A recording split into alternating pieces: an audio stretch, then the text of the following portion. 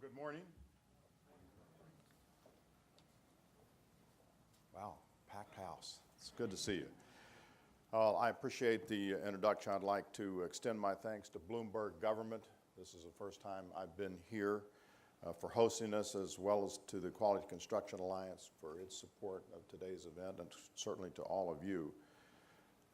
Years ago, I had the opportunity, the great honor of working for President Reagan. That's when I was young and had hair and everything. President Reagan once said that status quo is Latin for the mess we're in. And I'd like to discuss for a few moments the mess we face in the multi-employer pension system and the urgent need, which you've already heard today, and which probably all of you know because you're here, urgent need to enact bold reforms. Why is multi-employer pension reform so important? Because the path we're on is not sustainable. The path we're on will force businesses to close their doors and lay off workers. The path we're on will expose taxpayers to greater risk of multi-billion-dollar bailout. The path we're on will destroy the retirement security of millions of families across the country. More than 10 million Americans participate in a multi-employer pension plan, including roughly 3.5 million retirees. These men and women helped build our roads and bridges. They transported goods from factory floors to store shelves. They delivered energy to power our homes and businesses. They made it possible to reach into space and help keep our homeland safe. For decades, these men and women worked hard, providing for their families and helping to make this nation the greatest on earth. The same is true for those in the workforce today. The Teamsters, builders, miners, machinists, and store clerks, to name a few, who labor every day to meet the needs of their loved ones and country. Throughout their careers, these men and women were promised that a multi-employer pension would ensure financial security during retirement. Each year in the workforce was another year closer to a retirement filled with hope, a retirement built on the expectation this promise would be kept and their future would be financially secure. Yet for many Americans, too many Americans, this promise is now in jeopardy. The multi-employer pension system is a ticking time bomb that will inflict a lot of pain on homes and workplaces. According to the best information available, multi-employer plans have $818 billion in benefit liabilities, yet only $397 billion in assets. If you do the mental math there, it means collectively plans face a $421 billion funding shortfall. The Pension Benefit Guaranty Corporation, PBGC, the director is here today, and I think you're going to hear from him a little later. PBGC is the federal backstop to defined benefit plans. It warns its multi-employer pension program will be insolvent in fewer than 10 years, thanks to more obligations and fewer resources. I'll let Josh and the technical experts discuss later today the underlying causes of these challenges. However, there is one leading culprit worth mentioning: a persistently weak economy. The same failed policies that foster high unemployment and stagnant wages also exacerbate the problems plaguing multi-employer pension plans.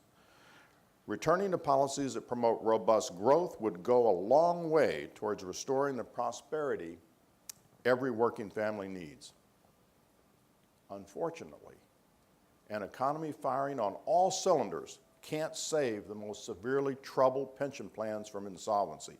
One of the largest plans pays $5 in benefits for every $1 it receives in contributions. Another plan has roughly 6 retirees for each active employee. These are systemic problems that afflict other plans as well.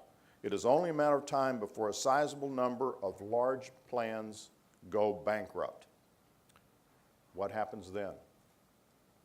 For starters, the men and women in these plans will fall onto PBGC, and many, if not most, will have their benefits cut. The PBGC will then be overwhelmed and unable to continue offering the support it has provided for nearly 4 decades, leaving some retirees with nothing. Finally, we will see a domino effect across the system. placing plans that are in good shape now on the brink of ruin in the future, spreading risk and uncertainty to more employers, workers, and retirees. This is not a pretty picture. Not a pretty picture by any means, but we have to be brutally honest about the magnitude of the challenges that exist. It's easy to think we're dealing with just dollars and cents. Fundamentally, we're dealing with the livelihood of real people, our friends, our neighbors, and relatives. Lives were built around a promise that we have to help find a way to keep. The good news is, there's always some good news. I just hope it's enough. The good news is there's an effort underway to address the problem. A group of business and labor representatives has put forward a package of reforms entitled Solutions Not Bailouts. Crafted by the National Coordinating Committee for Multiemployer Plans, or NCCMP, the proposal reflects key principles that should be a part of any serious legislative reform. First, the proposal provides a framework for a modern multi-employer pension system. 20th century policies can't keep up with the 21st century workforce. It's time to start being more creative about the options workers should have to plan for their retirement. Second, the proposal encourages greater employer participation. We need to stop the exodus of employers from the multi-employer system. Just as important, we need to remove barriers that discourage new employers from joining. Expanding the pool of participating employers will reduce risk and strengthen the system. Third, the proposal provides trustees with new tools to restore deeply troubled plans back to financial health. When they are out of options and fighting for survival, multi-employer plans need more flexibility to avoid insolvency. One idea in particular has attracted a great deal of attention, one that would allow for a reduction in earned benefits. A few years ago, such an idea would have been unthinkable, but we were forced to confront a hard truth. If we do nothing, benefits will be cut. It's only a question of when and by whom. We could sit back, let these plans fail, and watch the federal government inflict maximum pain on the maximum number of people. Or we can allow those responsible for these plans to adjust benefits as a last resort and in a way that accounts for the needs of its participants. The choice NCCMP offers is between an axe in the hands of a first-year med student or a scalpel in the hand of a trusted surgeon. Fourth, and finally, the proposal protects taxpayers by offering new alternatives to the old model, inviting more employers into the system, and saving troubled plans. NCCMP has laid out a path that will put multi-employer pensions on more sound financial footing and help end the threat of a taxpayer bailout. The president of the AFL-CIO Building and Construction Trades Department described the package of reforms as, quote, reasonable and workable. The head of the Associated General Contractors of America said it's a, quote, pragmatic, reasonable, self-sufficient approach to preserve these pensions. It's not every day, to say the least, you see labor and management working side by side on such an important issue. NCCMP has shown what's possible when we work together in good faith. That is precisely what we intend to do in Congress. Under the leadership of our subcommittee chairman, Congressman Phil Rowe from Tennessee, we have held half a dozen hearings to examine the problems and possible solutions. We are actively engaging key stakeholders, including employers, union leaders, and retiree advocates. We are also working with members on both sides of the aisle and both sides of the Capitol, as well as the administration, to find common ground and unite behind a responsible legislative solution.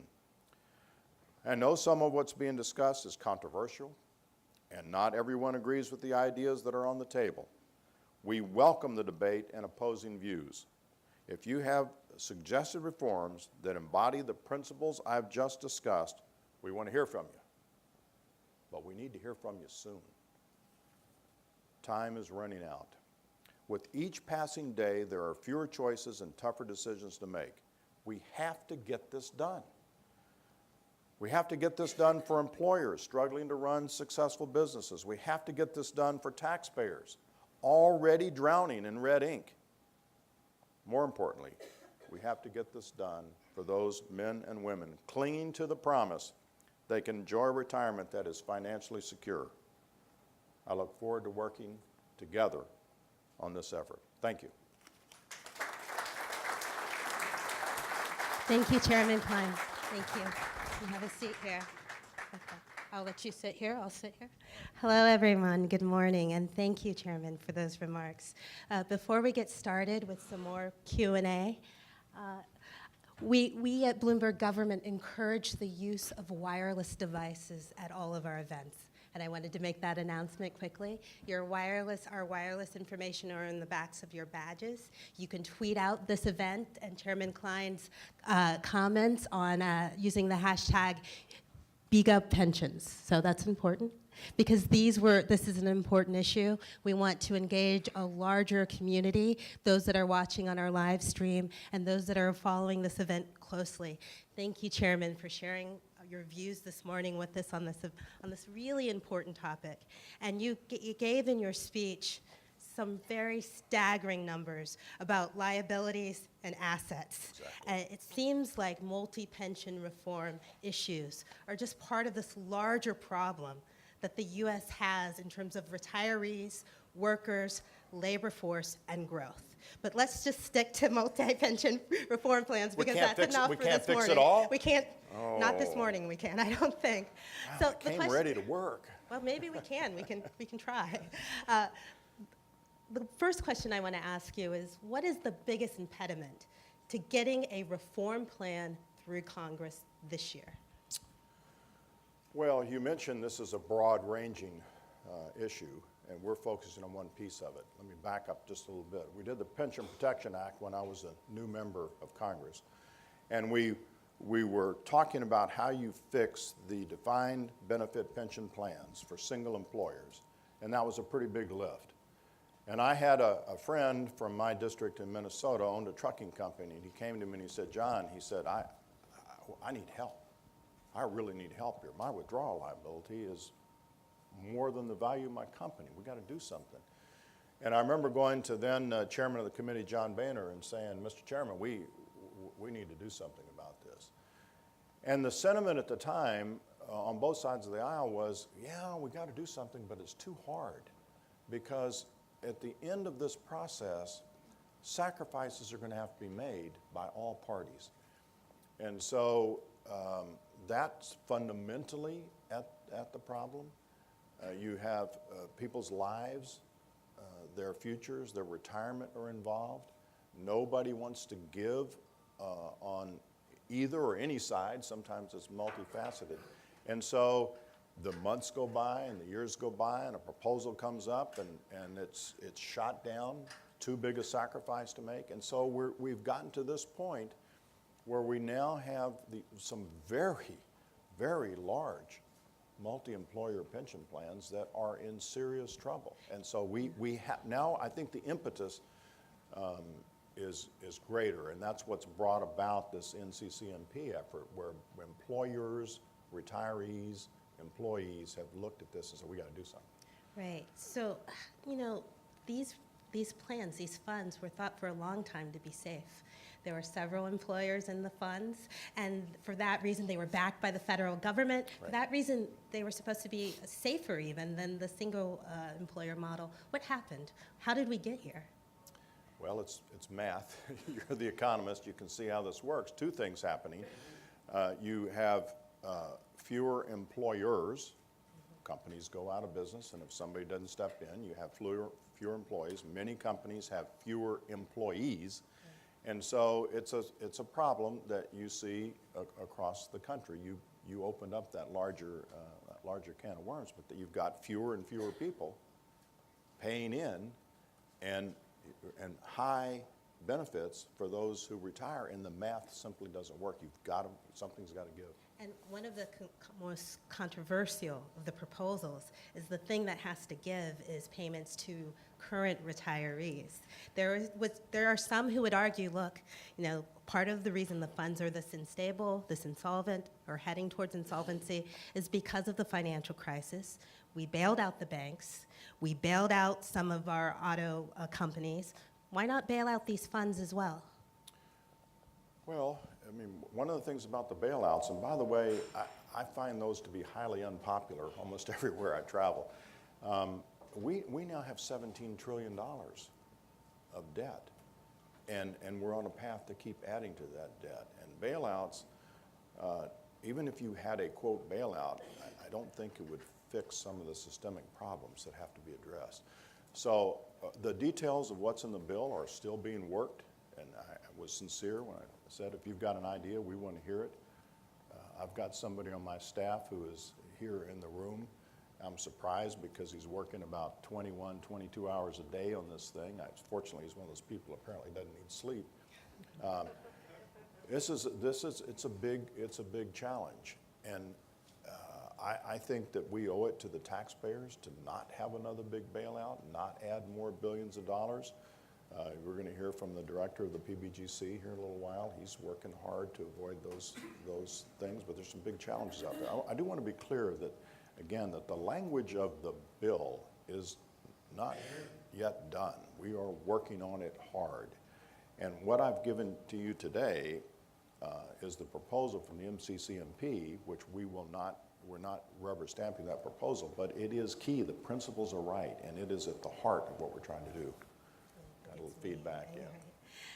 Are you concerned at all that giving some more flexibility to trustees of some of these plans would lead to a slippery slope where more trustees at plans that are perhaps not heading towards insolvency or even single employer plans would want the same flexibility in terms of determining the benefits level of current retirees? Well, it's something that we're looking at, and we think trustees need some more flexibility. Remember, trustees are not just one-sided. You have representatives for the union involved as well as employers, and they just need flexibility. This isn't giving them carte blanche. This is saying you need to exercise your responsibility as trustees in the most responsible, responsive way for your employees and retirees, and to keep the company solvency. So, as I think I mentioned to you earlier, if this were easy, this would have been done a long time ago. Right. And you're saying that a crisis is imminent in terms of these funds themselves. Do you see action in Congress that is imminent as well? Is that a trick question? We never do trick questions here. Neela, we're working it really hard. I said in my remarks, and I was absolutely sincere, we are working, Republicans and Democrats, House and Senate, to get this done. Just as people in this room can tell you, not everybody has agreed with everything that needs to be done, because there's a lot of pain involved. There's sacrifice that's going to have to be made. But the discussions go at the member-to-member level and the staff level. I think that there is a growing understanding that something has to be done, because, as I said in my remarks, if you do nothing, really bad things start to happen. Benefits will be cut. Companies could very well be forced out of business because of their withdrawal liability. So that growing understanding that you have to do something is helping us move. Right. And it is an unprecedented alliance so far between labor and corporations when it comes to retiree benefits.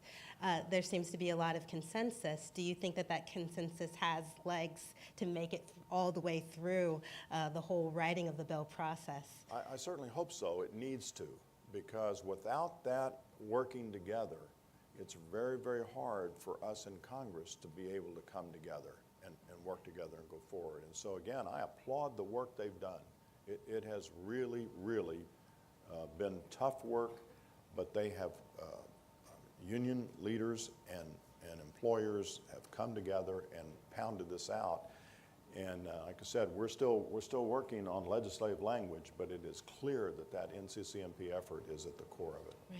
Right. So it's not just the funds that need a bit of flexibility. maybe reform, it's also the PGBC, which the government has estimated is heading towards insolvency itself in the next decade.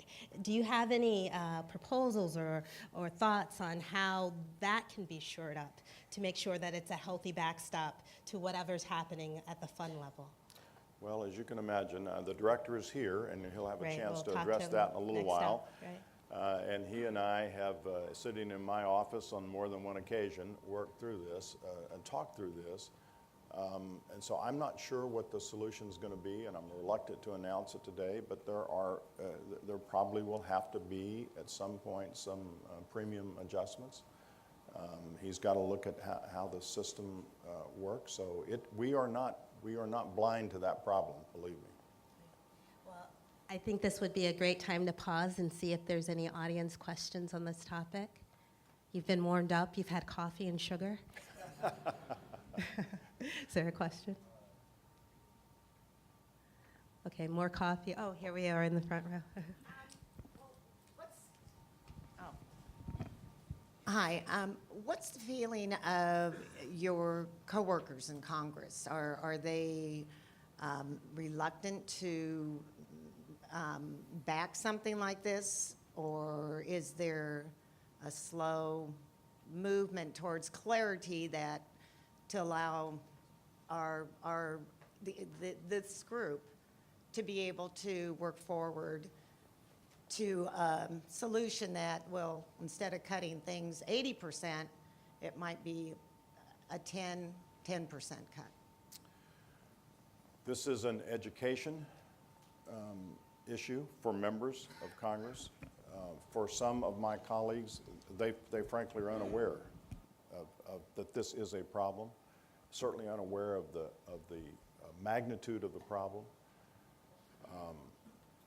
Sometimes these are looked at as union plans that were just badly managed, and so they should have managed their plans better. Sometimes there are folks who say, well, this is just an effort to cut these benefits. It's all a matter of learning the magnitude of the problem. So when we're in discussions, Republicans and Democrats, House and Senate, the more that my colleagues learn, and they can look at it from different perspectives. So for example, I was talking to one of my Republican colleagues about these union retirement plans, and I said, think about auto dealerships in your district. In my district and in many districts, the auto dealership has union employees, Teamsters, and in many cases, and they're a member of a big, very big multi-employer pension plan. If there's a problem, this second, third, fourth generation family-run auto dealership, they're finding themselves in a place where their withdrawal liability is indeed bigger than the value of their company.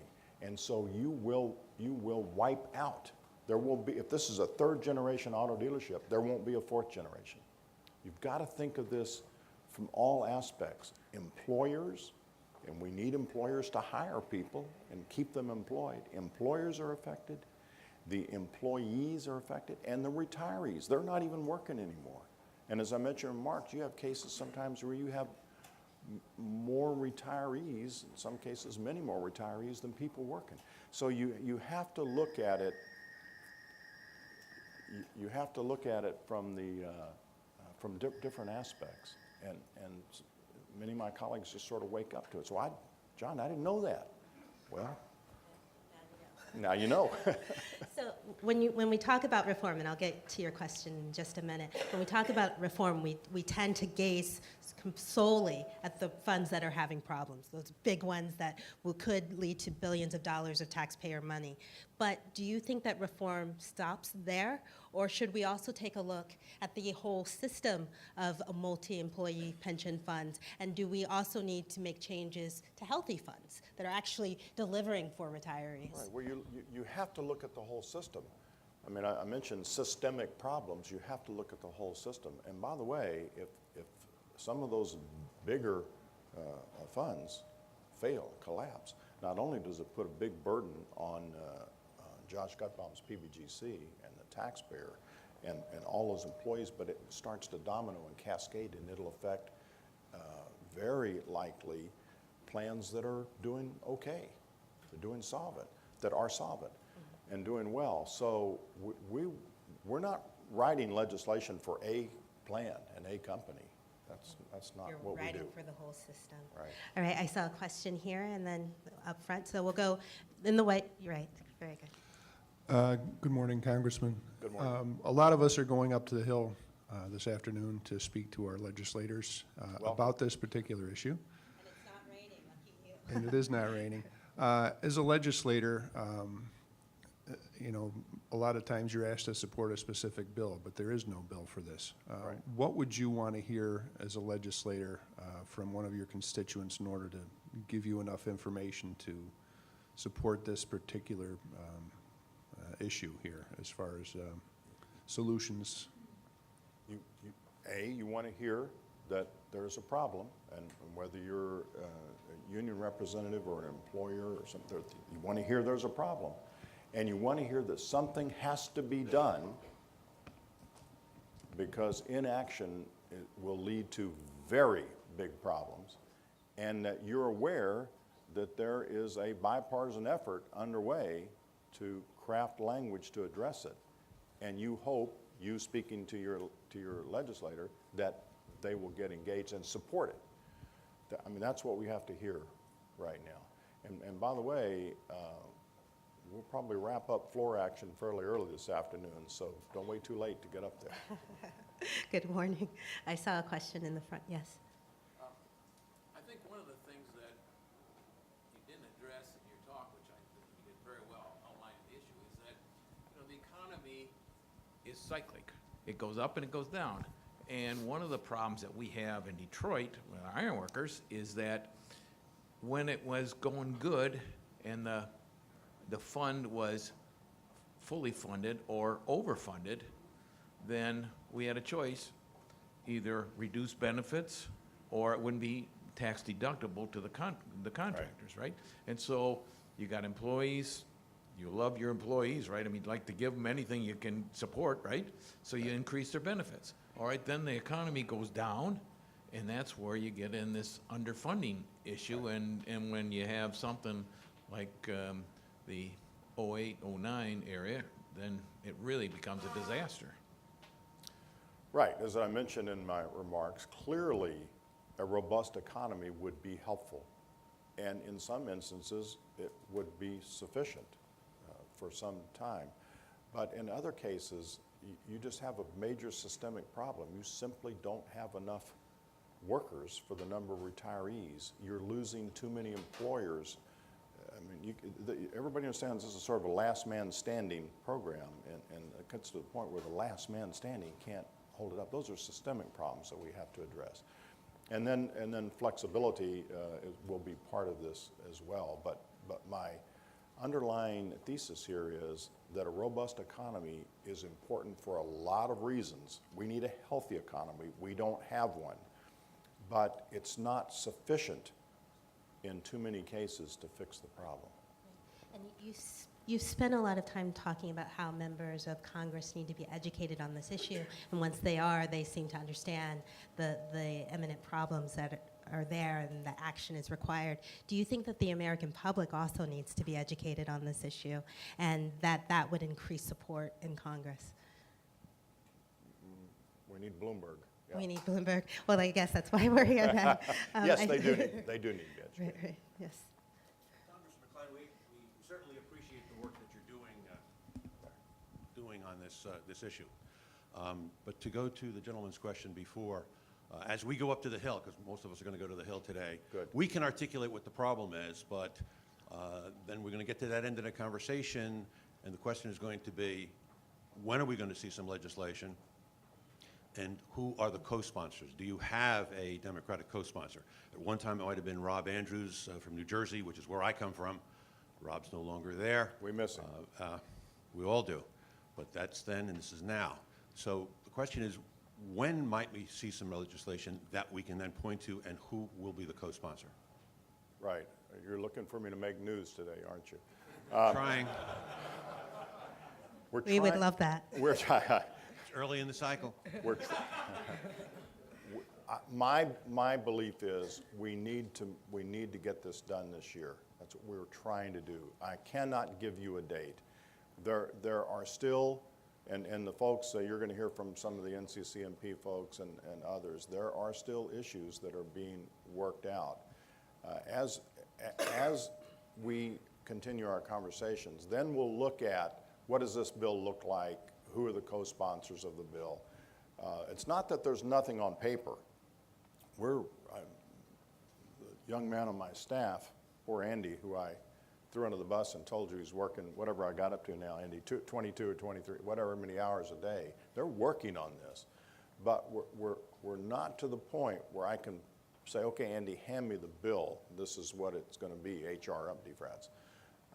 But we are making real progress. I mean, I guess that's my message to you. We are making progress, but it's still hard. It's still hard. Well, thank you, Chairman, for joining us today. We appreciate your comments Thank you. on these issues. There's a Thank you.